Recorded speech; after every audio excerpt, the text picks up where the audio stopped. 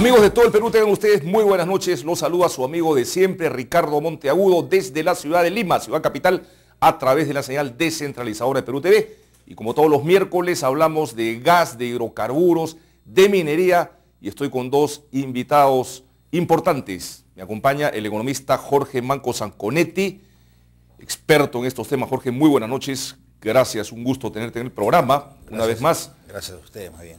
Y nos acompaña también la periodista Mónica Belling, directora de la revista Proactivo Minero Energético. Mónica, muy buenas noches, gracias por estar con nosotros. Hola Ricardo, gracias nuevamente por la invitación. Muchas gracias, Mónica. No nos vemos desde que transmitimos el programa desde la ciudad de Arequipa, con motivo de la finalización del Congreso Perumín, que hicimos dos programas hicimos de Arequipa contigo. Sí, exactamente, fue todo un revuelo en el ámbito minero que ya hablaremos seguramente más adelante. Así es. Bueno, muchas gracias a ambos. Vamos a empezar el programa comentando con Jorge Manco y por supuesto escuchando los comentarios y las preguntas también de Mónica Belling sobre un interesante artículo escrito por Jorge denominado Camisea, las cuestionadas regalías de exportación, que digamos en buena cuenta lo que nos expresan en una primera parte, y vamos a ver qué opina Jorge, es que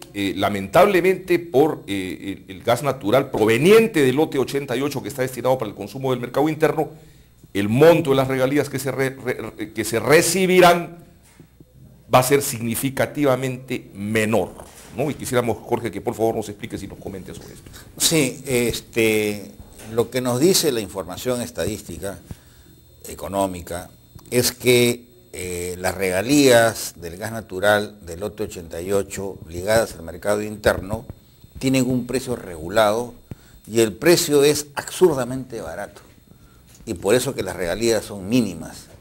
Tenemos el precio del gas natural más bajo, más barato del mundo, ¿no?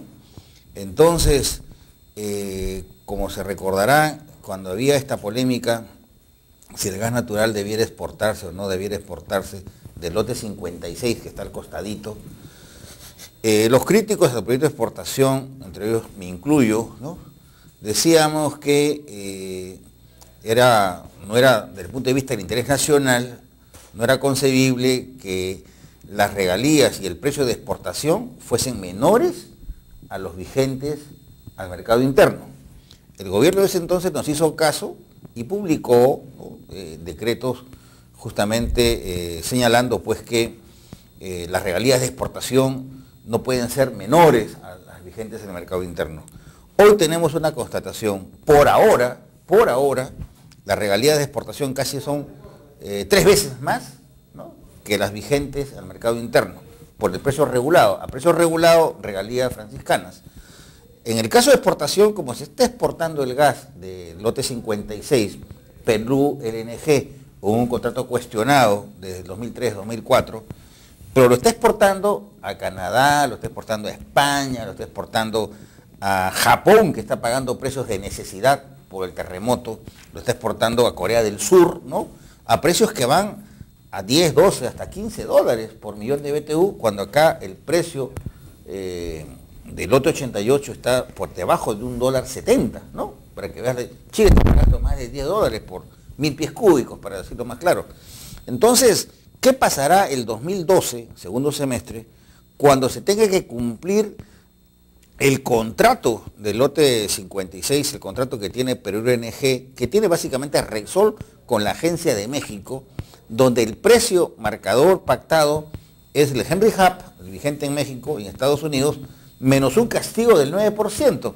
Si el Henry Hub está a 4.70, menos de 5 dólares, réstale 9%, ¿no? Entonces, mientras en Corea del Sur, en Japón, está sobre los 10, 12 dólares, aquí vamos a exportar un gas menos de 5 dólares y con la crisis americana o norteamericana, con la desaceleración de la economía, evidentemente las regalías van a derrumbarse, ¿no? Y ahí vamos a tener problemas, porque estas regalías son temporales. Para darnos una idea, hoy día las regalías del lote 56 en el periodo enero-julio han llegado a los 167 millones de dólares frente a las regalías también de gas natural pero ligadas al mercado interno que no han pasado los 61 billón de dólares. Menos de la tercera La parte. tercera parte prácticamente, ¿no? Entonces, y esto tiene mucho que ver porque el canon gasífero se forma con el 50% de las regalías del Cusco, ¿no? Y el 50% del impuesto a la renta. O sea, el canon gasífero depende 50% de regalías, 50% del impuesto a la renta, y el 50% va al Cusco. El otro 50% va a Ayacucho, Huancavelica, Ica, Región Lima, Ucayali, como FOCAN, Fondo de Desarrollo Económico, que hay interés en modificarlo para incrementar los departamentos más pobres, como Ayacucho y Huancavelica, según la propuesta que está haciendo el presidente del gobierno regional de Ayacucho, el señor Wilfredo Corima. Aparte de eso, ¿no va a otros departamentos más del Perú? Ya no, solamente va canon gasífero al Cusco, que capta el 50%, como te digo, y en la práctica el 12.5 va a Ayacucho, Huancavelica, Ica, Región Lima y Ucayali, ¿no? Y la diferencia, un 25%, va al fondo de las Fuerzas Armadas. Y todavía hay un remanente que va al MEF, ¿no? Entonces, si ¿qué nos conviene a nosotros? Nos conviene que las regalías sean lo más altas posible, ¿no? Entonces, y las regalías del lote 88, como repito, son deprimidas y eso no es sustentable en el tiempo. ¿Qué es lo que tú planteas respecto al lote 88? Porque ha habido toda una propuesta en la que tú efectivamente has liderado durante el anterior gobierno, y este gobierno, que una de las plataformas que tuvo justamente para jalar un alto electorado ha sido el tema del gas natural. Hasta donde sabemos, el gas natural se solicitó que justamente el lote 88 mantenga los precios estos deprimidos que tú estás criticando. ¿Qué es lo que está haciendo en este momento el gobierno?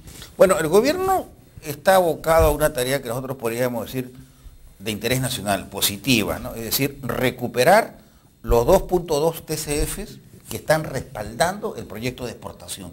Nosotros siempre hemos dicho, bienvenida a la inversión, bienvenida a la exportación, pero con tus reservas, que camine el proyecto 56 con tus reservas.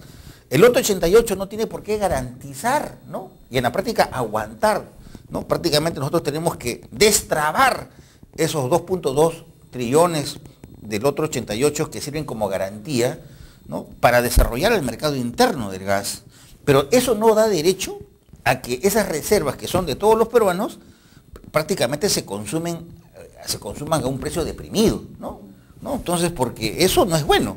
Entonces, si tú ves los productores en el norte, cómo valorizan el gas natural, 4, 5. Acabo de estar en Petroperú, por ejemplo, Petroperú para la refinería de Talara, el precio que va a pagar es de $7, ¿no? Por millón de BTU. Entonces no es posible que estemos nosotros financiando a las empresas eléctricas en la práctica, que compran el gas barato y lo venden cara, ¿no? Entonces, en otras palabras, estarías diciendo que el gobierno, si bien está protegiendo los 2.2 TCF, de alguna manera está continuando con la política anterior de mantener el lote 88 deprimido para las distribuidoras de gas. Hay una diferencia.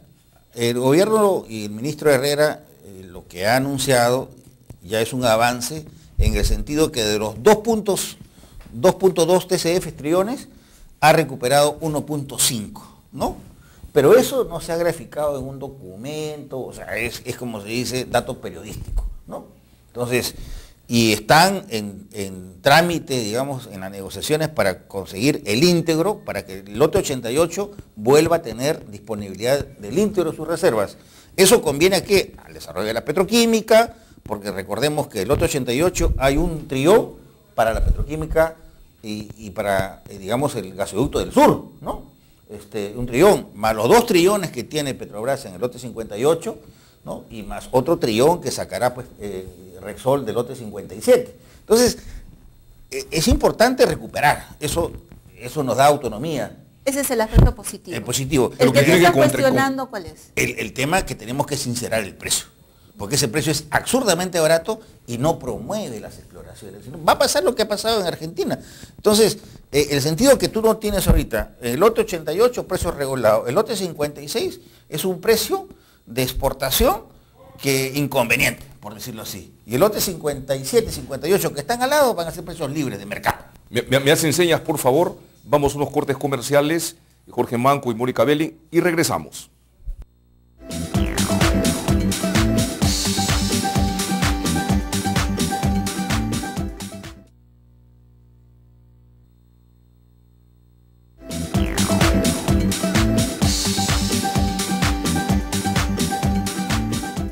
Bien amigos, continuamos con Jorge Manco Sanconetti y Mónica Belling. Estamos con el candente tema de las regalías en los lotes 88 y 56 que tienen diferencias sustanciales. Mónica tenía unas inquietudes. Sí, justamente quería preguntarle a Jorge cuál es nuestra situación respecto a países como Bolivia y Argentina, en el caso de Argentina, que ha tenido todo un uso del gas natural, pero por políticas justamente las que Jorge está criticando, se encontró en un momento desabastecida. Y en el caso de Bolivia, las grandes expectativas, que nos explicará seguramente Jorge, fueron pues quedadas en nada, porque nunca se llegó a ejecutar la explotación, ¿no? Claro, el caso de Bolivia es un caso que yo llamaría digamos, anti o contrarrevolucionario, por decirlo así, fíjate, porque ellos venden a $5, digamos, 1000 pies cúbicos, por decirlo de una manera, ¿no? Al Brasil, ¿no? Un poco menos a Argentina, pero venden el gas húmedo. Es decir, los brasileños lo que hacen es, en su país, separar el gas húmedo, ¿no? O sea, líquidos, que valen tanto como el petróleo, y el gas seco. El líquido es el gran negocio. Entonces nosotros en Camisea sale una cosa, es el líquido, que es lo que vale, lo que yo llamo el lomo fino, y el gas seco, ¿no? Entonces, y nosotros tenemos esta planta acá. Entonces, y esa es una ventaja, ¿no? Porque uno tiene precios internacionales, los líquidos de gas, y el gas natural, pues, no, precio regulado, que yo lo considero que es una distorsión, porque con ese precio regulado muy bajo no se fomenta la inversión hídrica, por ejemplo, las hidráulicas. Todos quieren térmicas y en Lima, ¿no? Lurín, Chilca, y compran gas barato y venden energía. Ese es un punto central, claro, digamos. Y es un subsidio en la propuesta, práctica, ¿no? Que el ministro debiera resolver, evidentemente. Permíteme rápidamente leer. Las menores regalías que se están obteniendo del gas natural provenientes del lote 88 constituye una descapitalización fiscal, que significa menores recursos para el desarrollo de las ventajas competitivas en el país y lucha contra la pobreza. Los bajos precios del gas natural de este lote fomentan la inversión en centrales térmicas cerca a Lima, en Lurín o Chilca, agudizando la concentración industrial. Más claro, ni el agua, ¿no? Claro, en el caso argentino, que me preguntas, Mónica, también tuvieron un control de precios, o sea, precios bajos, y a tal punto que las empresas entre el 99 y el 2004 dijeron, no hay inversión, y en el 2004 no había más reservas de gas. Entonces, los argentinos Argentina exportaba a Chile un promedio de 900 millones de pies cúbicos diarios, ¿no? Pero se dieron cuenta que viene el crudo invierno y no tienen gas para el propio Buenos Aires. Entonces le cortaron drásticamente de 900 millones a menos de 100 millones, y hasta ahora, ¿no? Entonces, Chile está en una emergencia energética, paga su tarifa, su costo eléctrico es aproximadamente 20 o 22 centavos por kilovatio hora. Acá nosotros estamos en 10, en 11, ¿no? Pero ya Ecuador o Venezuela, en Venezuela, por ejemplo, no es ni un centavo el kilovatio hora, o sea, es subsidio. Lo mismo que en Bolivia, por eso es que tienen crisis energética. Bolivia no hace exploración, no perfora.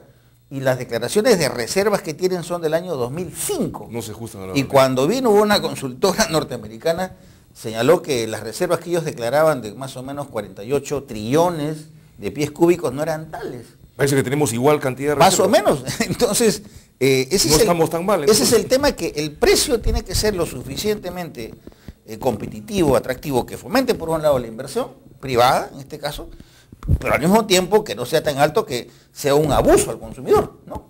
Entonces, ese intermedio, requiere pues pragmatismo económico, ¿no? Porque acá hay un subsidio que alguien se está beneficiando y no es necesariamente el consumidor final, ¿no?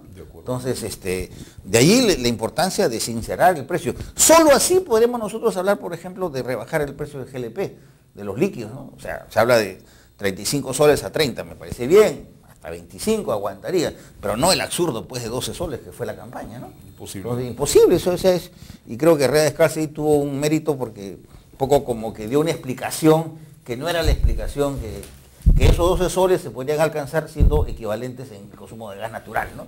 Entonces, algo así. Pero ese balón a 12 soles, en la vida, pues, ¿no? Imposible. O sea, porque el Estado tendría que dejar de cobrar impuestos, regalías, prácticamente no era, y en eso ya hay consenso. El ejemplo colombiano es el ejemplo que siempre pongo, ¿no? O sea, Colombia, con todos sus problemas sociales, la guerrilla, el narcotráfico, hace exploración entre 90 pozos exploratorios al año, 60 pozos. ¿Por qué? Porque hay una promoción. El riesgo, ¿no? Se promueve la inversión de riesgo. Aquí lamentablemente no promovemos la inversión de riesgo.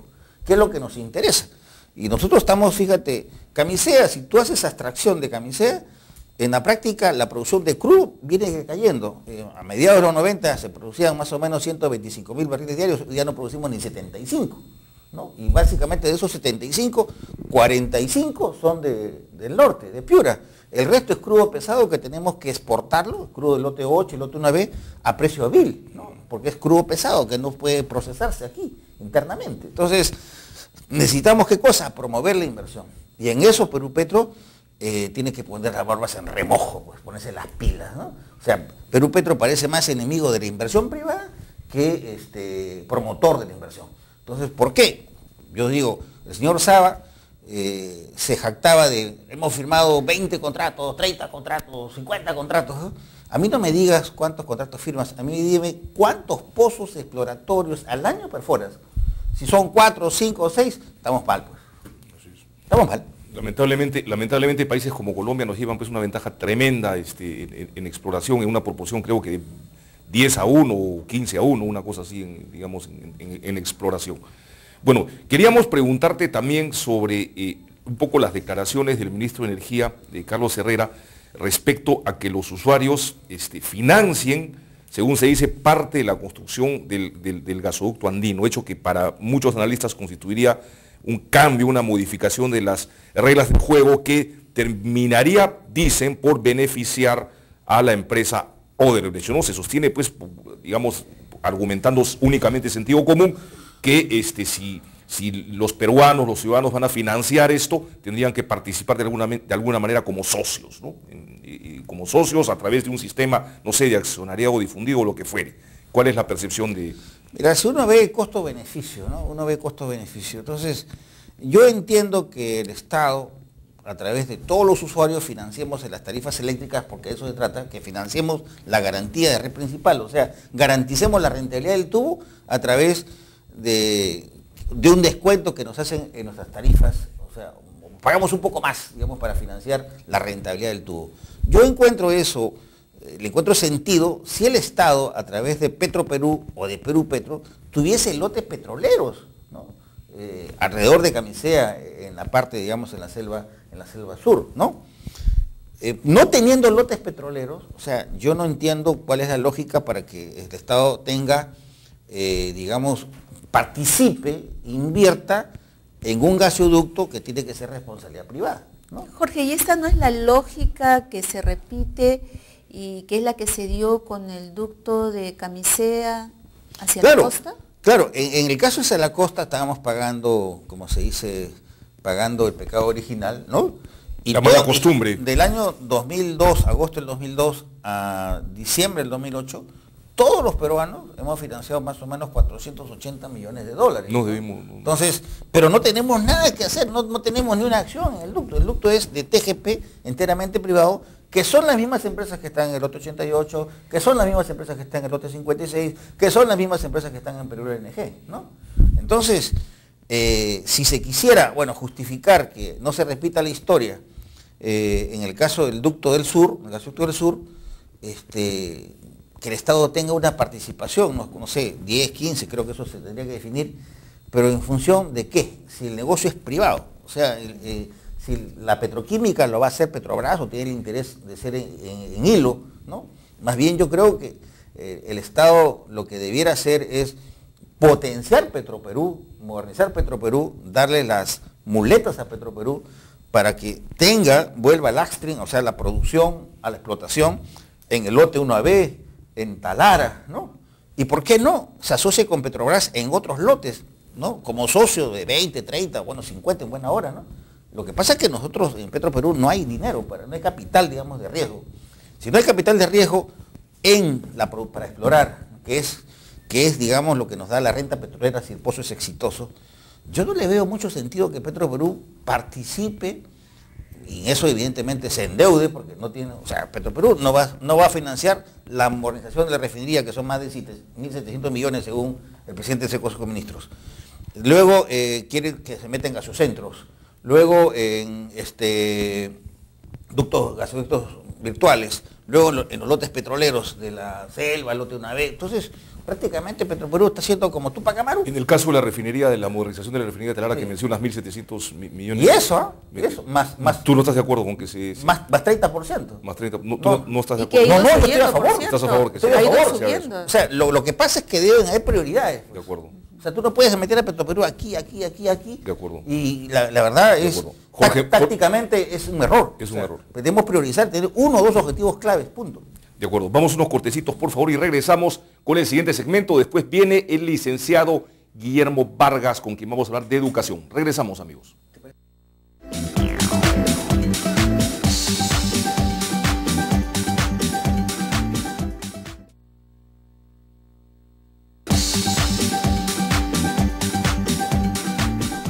Bien, amigos, siempre sobre el candente y vital tema del gas, la electricidad y los hidrocarburos. Estamos con Jorge Manco Sanconetti y Mónica Belling, dos expertos en el tema, sin ninguna duda. Y bueno, pongo en el tapete el tema de la modernización o no de la refinería de Talara, que tanto revuelo causa en el país a nivel de la clase política, a nivel de la clase tecnocrática, profesional, en fin, a todo nivel. Hay un debate tremendo en torno a eso, Jorge. Claro. Lo que pasa, lo que les puede discutirse son los costos, ¿no?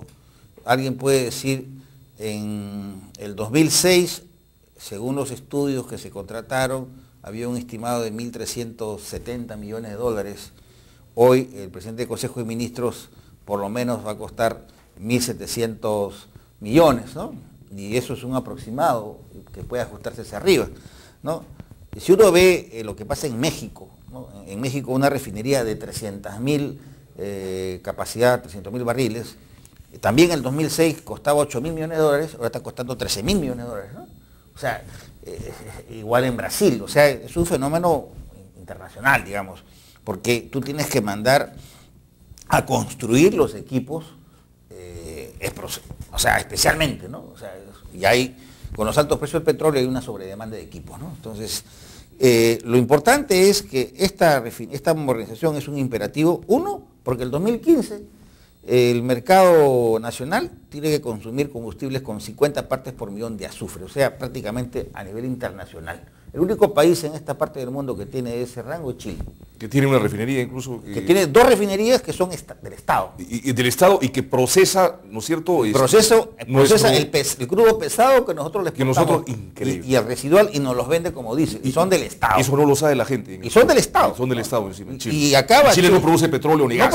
Nunca lo ha producido. Entonces, que yo sepa. Y acaba de firmar con Petroecuador un convenio para perforar frente a Guayaquil, Guayas, un pozo que le va a costar más de 30 millones de dólares. Entonces, vamos a ampliar la refinería, la ampliación, son 3 procesos. Uno es ampliar de 65.000 a 95.000 su capacidad de tratamiento. O sea, es una ampliación de capacidad, 30.000 barriles más. Y lo más caro es la planta de desulfurización, o sea, sacar el azufre, ¿no? Entonces, y a eso agrégale otra cosa más, es la posibilidad de tener una unidad de tratamiento de crudo pesado, que es el que más tenemos en la selva. El crudo del lote 8, el lote 1B, el crudo del 67, ¿no? Crudo barato. De Talimán. Es crudo pesado y por lo tanto castigado en el precio, barato. Entonces, ¿qué porcentaje estamos en ese momento? Mira, nosotros estamos importando ahorita alrededor de 120.000 barriles diarios. ¿Ya? O sea, procesamos 185.000 barriles y por lo menos 120.000, hasta un poco más, 130.000 son importados. ¿En dinero cuánto es anualmente? El déficit, o sea, estás hablando, el 2008, el déficit entre exportaciones e importaciones fueron más o menos 1.400 millones. El año pasado fue 1.000 millones, o sea, el saldo neto, ¿no? En un año lo que cuesta hacer la planta. No, y no solamente eso, el subsidio que se le ha dado a través del Fondo de Estabilización a las refinerías, ¿no? Y evidentemente a los importadores entre el 2004 y 2010 son más de 4.500 millones de soles, ¿no? Estamos hablando de más de 1.500 millones de dólares, ese es el subsidio que el señor García, y espero que este gobierno, lo ha anunciado el ministro, va a reformular el Fondo de Estabilización, porque el fondo tenía sentido cuando el precio del petróleo iba hacia $40 el barril. pero cuando el precio sube a 100, a 120, llegó a 150 en julio del 2008, ya es un barril sin fondo. O sea, es un fondo sin fondo, ¿no? Entonces, ya no hay. Entonces, ahora se mantiene sobre los 80, un poquito más, un poquito menos por las incertidumbres que hay, pero vuelta va a subir. Entonces, la refinería de Talara, el gran opositor, el que no quiere que el Estado invierta, aunque no lo crean, es la competencia, Repsol, ¿no? ¿Por qué? Porque ellos tendrían que hacer también la inversión en la planta de desulfurización, o sea, y gastar 400, 500 millones de dólares, y ellos tienen un problema, ¿cómo recupero esa inversión? ¿No? Porque los precios de los combustibles, de una u otra manera, tienen un ingrediente político, ¿no? En otras palabras, el MEF, en función y por el control de la inflación, porque los combustibles tienen que ver pues con todas las ramas de la economía, y a nadie le gusta que le suban pues los combustibles. Si tú ves los precios de ahora con los precios del 2006, en la práctica los precios de los combustibles se han mantenido. Pero hay que decir algo también, Ricardo, sobre este tema de la planta. No es solamente un asunto de negocios y de cifras, que muy bien lo está planteando y con mucha claridad Jorge, sino también es un tema de salud pública. Y es una exigencia legal que tiene el Estado y que ya pateó del 2006, o sea, debió haberlo cumplido 2010. En el 2010, en el 2007, 2008, 2009, creo que sí, 2008, donde lo prorrogan nuevamente. Y esto, la verdad que la gente quizá no lo sabe, pero esto le cuesta también al Estado, porque tenemos en los hospitales mucha gente con afecciones de diversa índole. No, acá no hay un médico al lado para poder decirlo, pero que son producto de eso. Las 50 partes por millón no es algo gratuito que se hizo pensando justo en la salud humana. En la salud pública. Muchas gracias a Jorge Marco Zanconetti y a Mónica Belling. El tiempo nos ha ganado este apasionante tema. Lo vamos a continuar el próximo miércoles, que también vamos a conversar de minería. Vamos a pedirle su opinión al respecto a Jorge. Gracias a ambos, muy amables. Yo sí, te agradezco, muy bien. No. Regresamos, amigos, en breve con el licenciado Guillermo Ruiz Guevara. Vamos a hablar sobre educación en el país. No se vayan.